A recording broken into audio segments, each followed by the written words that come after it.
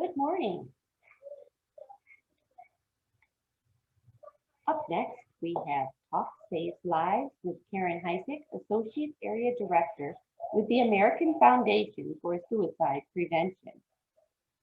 Karen Heisig is from Rochester, New York, and spent the last decade as a volunteer for the Western New York chapter of the American Foundation for Suicide Prevention before joining the staff in 2020 as the Associate Area Director for the Central and Southern Central New York chapters.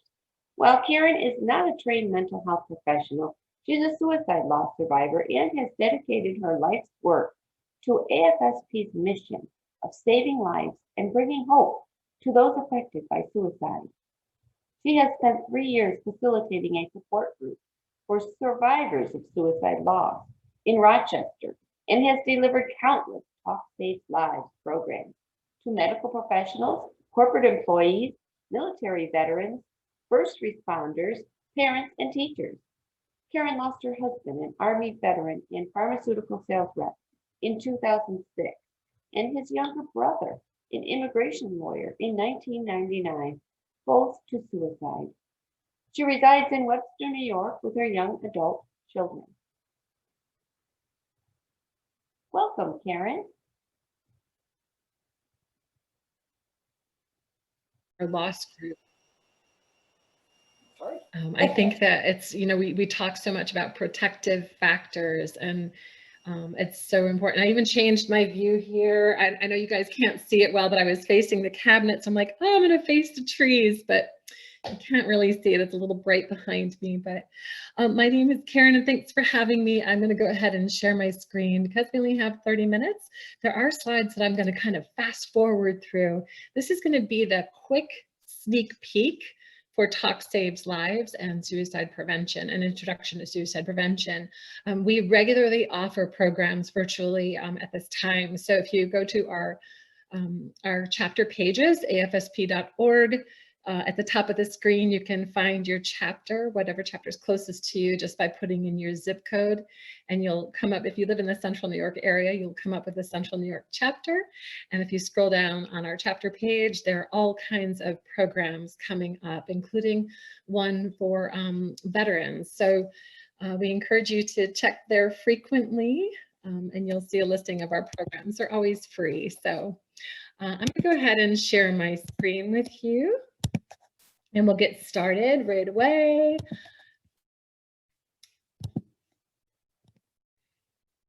All right, you should all see my screen, Talk Saves Lives, an introduction to suicide prevention. This is such an important topic to me, and I really truly believe that talk saves lives and that we all have a role to play in suicide prevention. We don't have to be a mental health professional in order to have a conversation, just like we don't have to be a medical professional to administer CPR or first aid to somebody, right? So just like CPR and first aid, there are things that we can all do to prevent suicide and to have this conversation and save lives. We know suicide is a health issue. It's a complex health issue. We know it can be prevented. Just like, there are risk factors and warning signs for a heart attack. And we know that there are things we can do to prevent that heart attack. There are risk factors and warning signs for suicide. They might be really subtle, but they're important to know and understand so that we can save lives. While we may not be able to prevent every suicide, we can vastly improve so many lives by talking about mental health and having this conversation and knowing what to do if somebody we know is in crisis or if we're in crisis ourselves. We're going to talk a little bit about the scope of the problem, the research that really informs everything in this topic, and everything that it has taught us, the prevention and what we can all do. How we talk about suicide really matters. So forgive me if I'm going through this quickly, but like I said, I want to give you a quick overview of all this and then encourage you to join us at a future program. Language do's and don'ts. It's not helpful at all to say somebody committed suicide or they had a failed or successful attempt. We don't get a grade. There's no grading system here, right? To say they committed or failed or successful just really implies judgment or things that just perpetuate the stigma that surrounds suicide and mental health topics. So change that language to somebody died by suicide and we all end up in a better place. Let's talk about the scope of the problem. 800,000 people worldwide die by suicide every year. This is by the World Health Organization. These numbers are actually thought to be higher because many countries don't have an accurate reporting system. But what that means is that every 40 seconds, someone in the world dies by suicide. Someone's coping mechanisms have been overwhelmed by a sense of desperation and hopelessness. And they feel like that is their only option. In the United States, it's the 10th overall leading cause of death. And that's across the lifespan. The largest number of suicides, most people are mistakenly think that it's young people. And while it is the second leading cause of death in 10 to 24-year-olds, that number is much lower than thought. It is actually white males, 45 to 65, who are the largest number. They account for, I think, over 70% of all suicides in the United States. And I guarantee you, you all know one of those, right? You know somebody in that age group. And they all, I'm 51, and if they're like me, they grew up in a generation that we weren't talking about these things. So it's still hard for us to talk about it. We need to change that for our younger generation. For every suicide attempt, it's thought about 25 other people attempt suicide. Those are the people who end up needing medical attention for a suicide attempt, not those who don't. So those numbers are even thought to be higher. But throughout the world, or throughout the United States, it's estimated that close to 11 million people every year in the United States live with suicidal ideations. They're thinking about it. They report, that's self-reporting through research. Those who have made a plan is about 3.3 million people. Those who make an actual attempt are these folks here, which is about 1.4 million people every year. It's important to know that those who attempt suicide and thankfully survive, 90% of those folks don't ever go on to die by suicide, the vast majority, right? So we know that 48,000 people died in 2018, and there's something we can do about that. Suicide impacts communities and individuals, just like any other loss. So many questions, could have, should have, would have. Why didn't they come to me? Why didn't I know? Why didn't I see the signs? I didn't know they were struggling. It's the scope of it is really pretty large. It makes it difficult to deal with. It has an economic impact. We'll go ahead and skip that slide. Like I said, we'll skip some of these. But let's talk a little bit about the research, because the research really informs so much of what we know. All right, so research looks at this big question: why do people take their own lives? What we do know is that there's no single cause. You know, historically speaking, we have often, we think that it's an environmental factor, that somebody was bullied and therefore died by suicide, or they lost their job or had a legal problem and therefore died by suicide. And that is simply not the case. There are lots of other factors going on. We know the large majority of people who die by suicide have a mental health condition present that is contributing at the time of their death. They might not even realize that they have a mental health condition, or they realize they have something going on, but they just don't know that there's help out there. They don't know that there are things you can do to make that better and to treat it. So it's really important knowing if there's the presence of a mental health condition. We also know this through research, that about 25% of the United States population will have a mental health diagnosis at some point in their life. The vast majority do not go on to die by suicide. So we know mental health reasons or mental health conditions can't be the only factor. We know there are some physical differences in the brain, those parts of the brain that control your stress response and impulse control. So, you know, when you think about somebody who is self-medicating, let's say with alcohol, what does alcohol do to our impulse control and our stress response? It inhibits it, right? So when you add in this other factor that there are some differences in the brain structure that are controlling these things, then you can see where logical thinking isn't happening, because that brain function is not working properly. We know there's a lot of ambivalence. People are thinking, part of me wants to live, but part of me really wants to end my pain. I would really beg to argue with anybody that nobody really wants to die. That sense of hopelessness and despair is so great, and their focus is so narrow that they're not logically thinking. You know, somebody might be in that place where they're thinking, people would be better off without me. That is not logical thinking, right? So we know that's not happening. They're ambivalent. They want that pain to end, We know if you're sitting down, I want you to go ahead and stretch your arms out wide. Give yourself a really good stretch because it feels good to move around a little bit and fill those lungs with oxygen. Take a deep breath. But if you have your arms out wide, this is normal perspective. We can think about all of our different options. We can think about problem solving skills, coping mechanisms, social skills. Who do I reach out to? I should go see my doctor. We're thinking about all those logical things, right? When life gets tough, because it often does, regardless of whether or not you have a mental health condition, life can be tough, especially now. So, but what happens when somebody's in crisis is that perspective narrows, right? So it becomes that very narrow tunnel vision where a crisis point has absolutely been reached. Their thinking has become overwhelmed and they're not thinking about other options. So that's really important to know. Teresa, I'm going to trust that you are monitoring the chat box. And if there are questions that you really need me to stop and answer, I will. But I'll definitely look at those chat questions at the end so that we can answer them. Oh, I just lost my mouse. Where did it go? Research tells us who's at risk and risk factors. If you think about cardiac arrest and heart disease, if you yourself have a family history, you see history on the screen here. If you have a history of heart disease or cardiac arrest, if you have your own health, you know, when you think about cardiac arrest, if you have high blood pressure, you're not eating right, you know, you need to lose weight and exercise, and it's just hard to do those things. And then if your environmental factors, like, you know, your stress level is really high due to work or your home life or whatever that looks like, we know that for cardiac arrest, when you combine these risk factors, your risk for heart attack goes up. And mental health and suicide prevention are no different.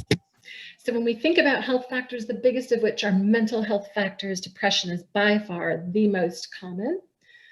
When we think about other health factors that contribute, that serious or chronic health condition that somebody might have, chronic pain, a serious head injury, you know, there's a reason that experts are worried about traumatic brain injury and concussions. Think about historical factors. You know, we're not always sitting around the Thanksgiving table talking about these things, right? We're not talking about mental health. We know who has diabetes, we know who's had a cancer diagnosis, who has high blood pressure, but we're not talking about these things. And these are important to know because mental health and physical health are all connected, right?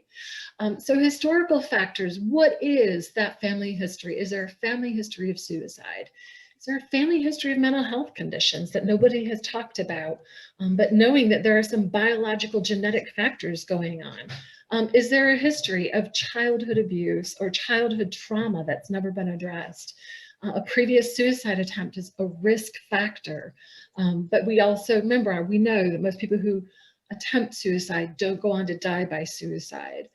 And certainly loss of any sort can be a historical factor that increases somebody's risk, no matter what that loss looks like, whether it's the loss of a loved one, a job, a home, whatever that is. And we know environmental factors often are a risk, right? They add onto those other things. None of these on their own are thought to cause suicide, right? But when you combine them, when there are multiple risk factors going on, that's when we really need to be paying attention and having conversations. So there's environmental factors, like what is their access to lethal means? You know, the thing is with suicide is that if you take away lethal means, whatever that looks like, chances are really good somebody's not going to die by suicide. So how do we do that? We're going to talk about that in a bit. But prolonged stress, exposure to somebody else's suicide, contagion, which is a very real concern amongst especially younger people, a stressful life event. This is the challenge, okay? The challenge is that what everybody sees is that environmental factor, and that's what we talk about, that's what we address, that's what we want to fix. But what most people don't realize is that maybe the person who died by suicide had these other factors going on. Maybe they were at genetic risk for suicide. Maybe they'd been diagnosed with depression and they were treating themselves with alcohol or other substances to feel better or to hopefully feel better. We all know that alcohol is a depressant, and if anything, it exacerbates it and makes it worse.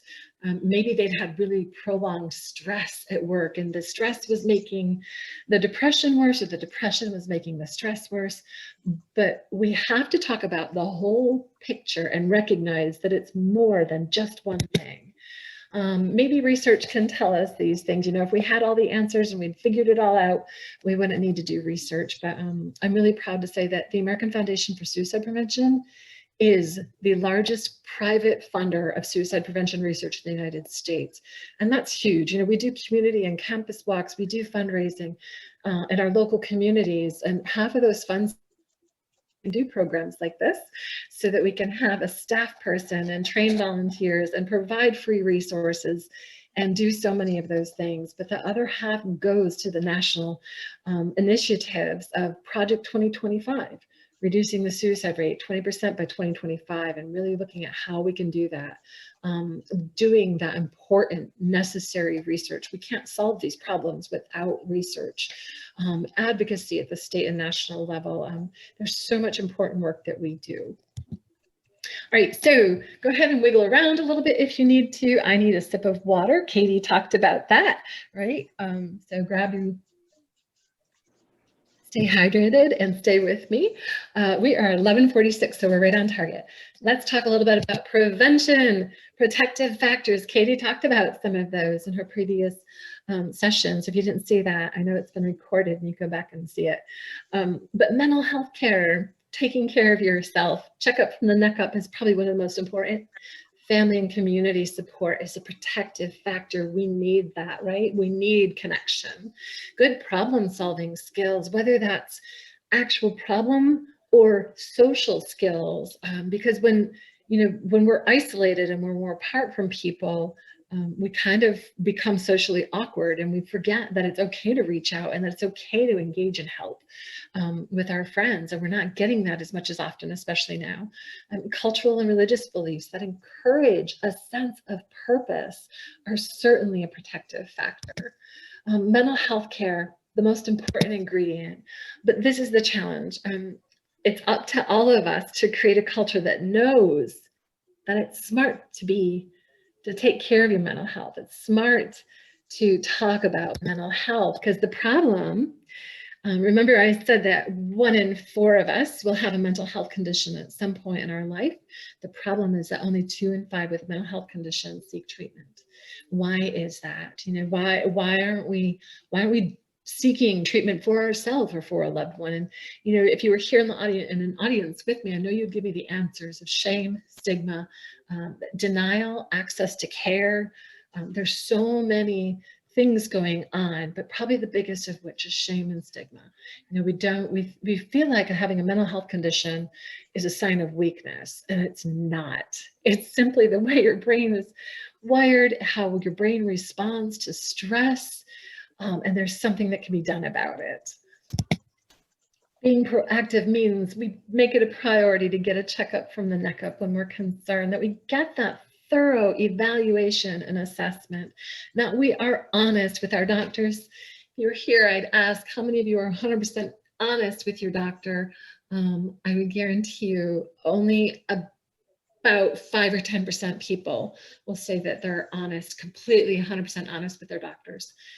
So getting an evaluation and being really honest about what is going on, because they can't fix what they don't know is happening, right?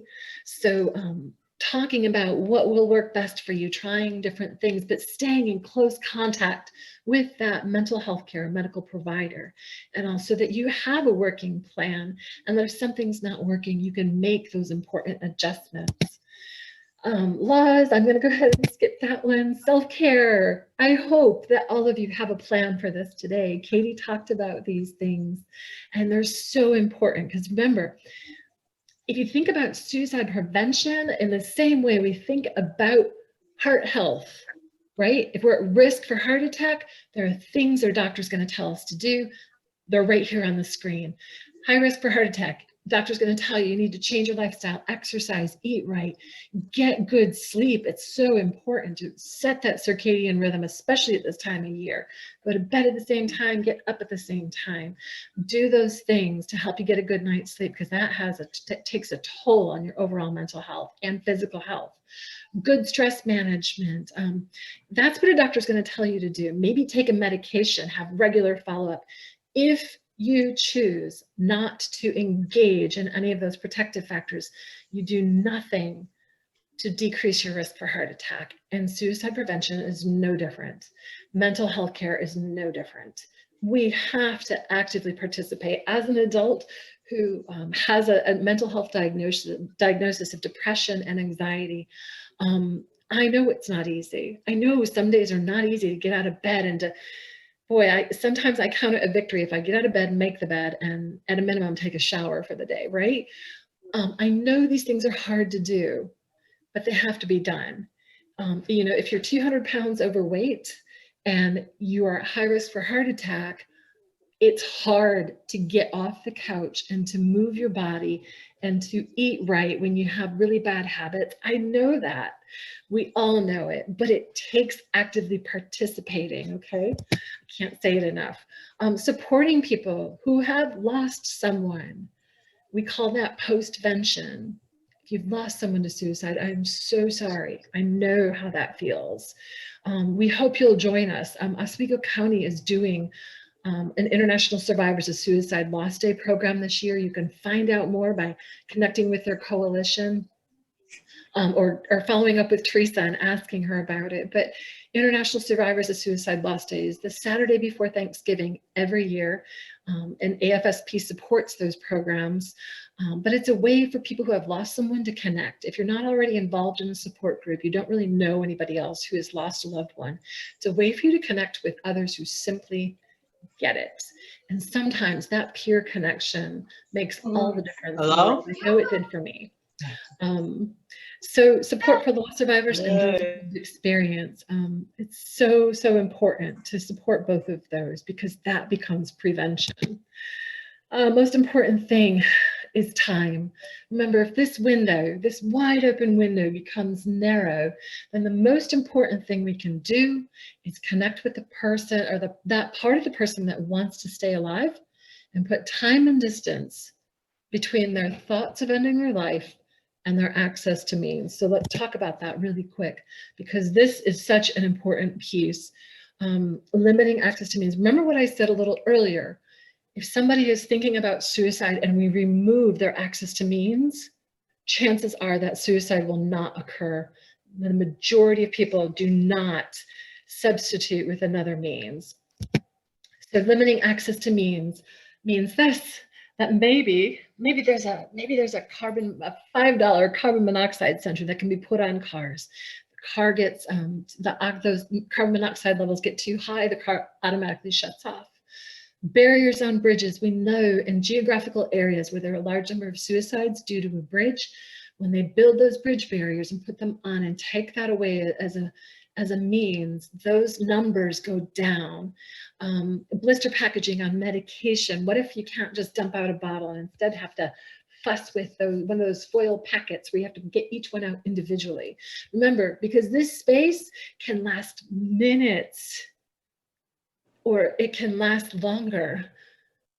But in that moment of impulsivity, when that window has narrowed very quickly, and if that moment only lasts a few minutes or 5 minutes, we need to give people time, right? Time for somebody to intervene, time to get help, time to open that perspective up enough, just enough so that they think about other things they can do, all right? To get them out of that moment of absolute hopelessness and despair. Securing firearms, it's not a political conversation.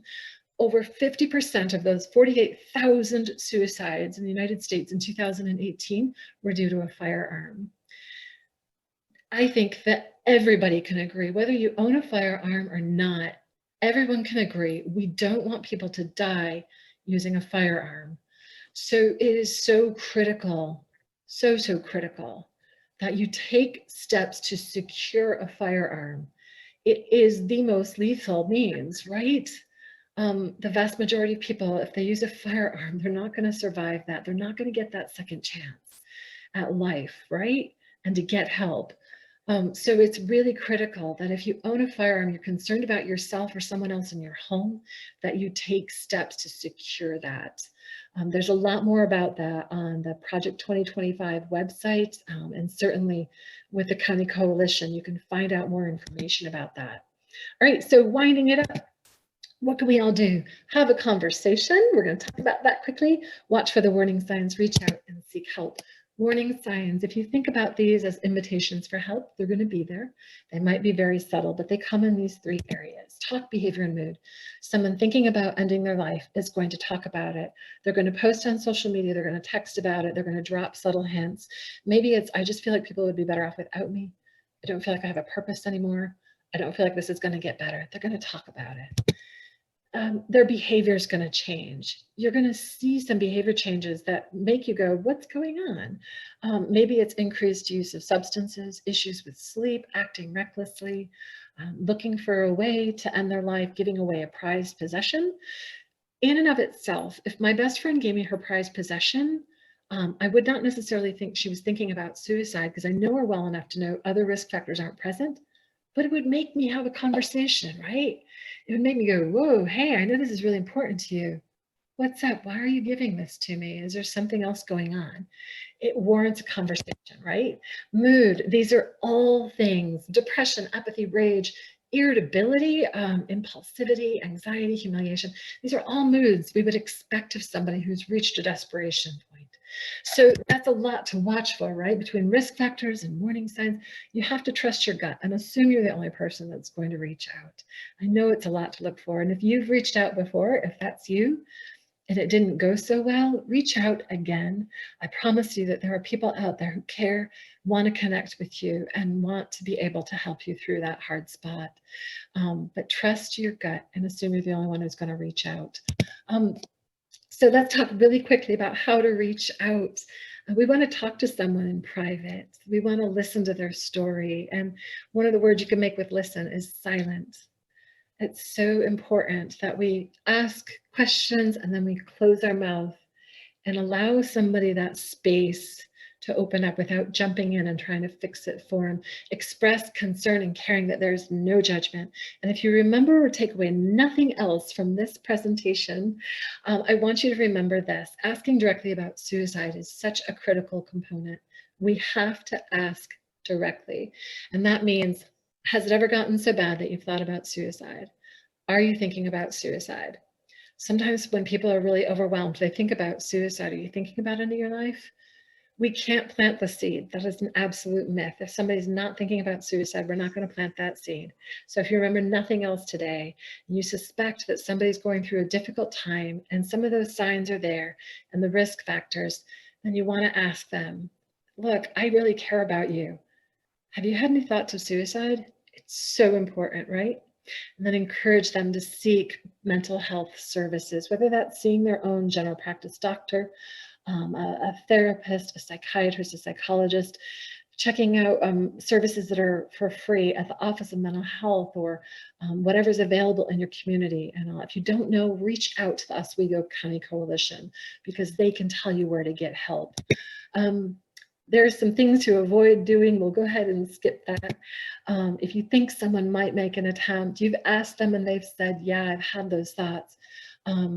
Stay with them. Offer to make a phone call with them to that 1-800-crisis line number, or the text line. If it's safe, secure, or remove those lethal means, if it's safe for you, or escort them yourself to mental health services, whatever that might look like. Know these numbers. Due to amazing advocacy efforts, you've probably heard that that 1-800 number is going to be changed to a 3-digit number.